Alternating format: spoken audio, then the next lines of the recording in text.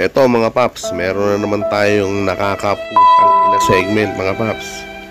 Ito ay tungkol na naman sa isang nanay na inalipin na naman ang anak mga paps. What? So sumay-sabay natin murahin.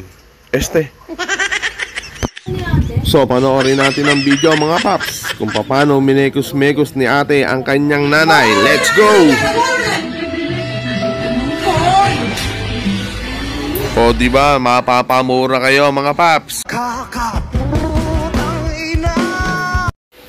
Kung makikita nyo mga paps, dahan-dahan tumayo ang kawawang matanda at hinimas-himas ang kamay. Mukhang nabalian pa ata mga paps.